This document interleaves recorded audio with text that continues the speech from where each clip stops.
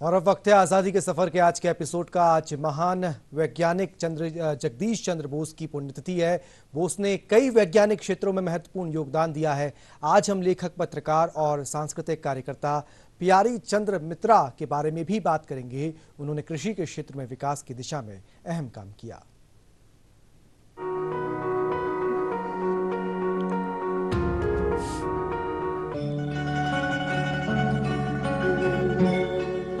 आज आजादी का सफर श्रृंखला की 100वीं कड़ी में हम विश्व स्तर पर प्रसिद्ध भारतीय वैज्ञानिक जगदीश चंद्र बोस की पुण्यतिथि पर उन्हें याद कर रहे हैं। उनका निधन 23 नवंबर 1937 को हुआ था।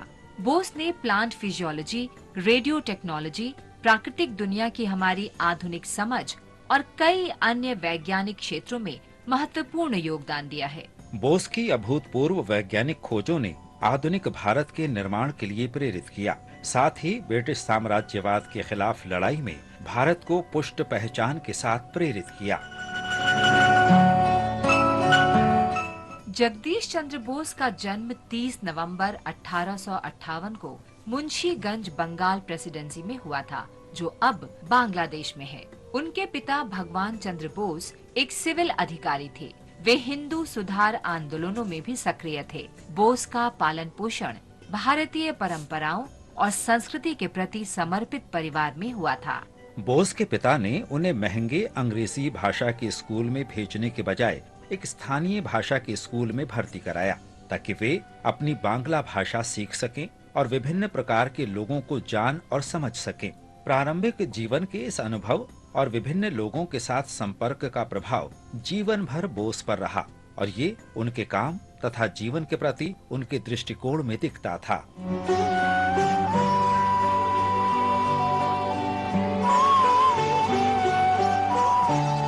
बोस के पिता ने भारतीय सिविल सेवा में शामिल होने की उनकी इच्छा को नहीं माना और इसके बजाय उन्हें लंदन विश्वविद्यालय में चिकित्सा का अध्ययन करने के लिए इंग्लैंड भेज दिया। हालांकि बार बार बीमार होने के कारण वे अपनी चिकित्सा की पढ़ाई पूरी नहीं कर सके और उन्होंने इसे छोड़कर प्राकृतिक विज्ञान तथा भौतिकी में उच्च शिक्षा प्राप्त की।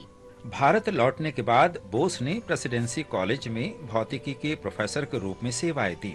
ब्रिटिश प्रशासन द्वारा नस्लीय भेदभाव के बावजूद उन्होंने रिमोट वायरलेस सिग्नलिंग के अपने शोध में उल्लेखनीय प्रगति की। हालांकि बोस ने इस आविष्कार से व्यावसायिक लाभ हासिल करने की कोशिश करने के बजाय अपने आविष्कारों को सार्वजनिक किया, ताकि अन्य लोगों को भी अपने शोध को और विकसित करने में मदद मिल सके।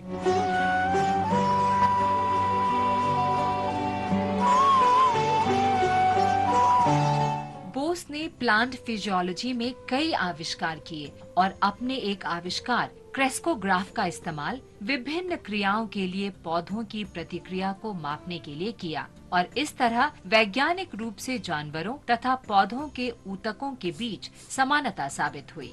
अपने शोध को सुविधाजनक बनाने के लिए उन्होंने बेहद मामूली संचार को दर्ज करने में सक्षम स्वचालित रिकॉर्डर का निर्माण किया। इन उपकरणों ने कुछ आश्चर्यजनक परिणाम दिए, जैसे कि घायल पौधों का कांपना, जिसे बोस ने पौधों में महसूस करने की शक्ति के रूप में व्याख्यायित किया। 1917 में उन्होंने भारत के एक प्रमुख और सबसे पुराने शोध संस्थानों में से एक बोस संस्थान की स्थापना की।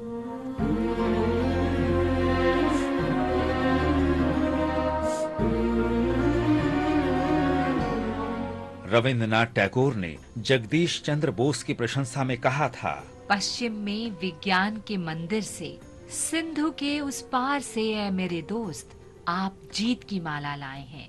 बोस के सम्मान में चंद्रमा पर एक क्रेटर का नाम उनके नाम पर रखा गया है। हम इस महान विभूति को सलाम करते हैं।